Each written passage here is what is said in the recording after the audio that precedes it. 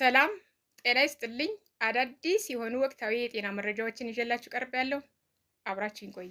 ሶስተኛው ክልላዊ የተቀናጀ የፖሊዮ መከላከያ ክትባት ከመስከረም 30 እስከ ጥቅምት 3 ለአራት ተከታታይ ቀኖች የሚሰጥ ሲሆን ዛሬ መስከረም 30 በይፋ መጀመሩን የአማራ ፐብሊክ ሄልዝ ኢንስቲትዩት ገለጹ።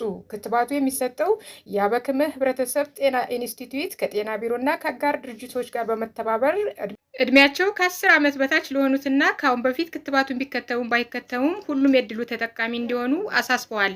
በመሆኑም መከተብ የህፃናት መብት፣ ማስከተብ ደግሞ የወላጆች ግዴታ መሆኑን ተረድታችሁ ክትባቱን የሚሰጡ ባለሙያዎች ቤት ለቤት ሲመጡ ወላጆች ከ10 ዓመት በታች የሆኑትን ህፃናት ለማስከተብ ዝግጁ እንድትሆኑ አደራ እያልኩኝ ተመልካች ሼር፣ ኮፒ ሊንክ፣ ሪፖስት እያደረጋችሁ ለሁሉም ማህበረሰብ አዳርሱ።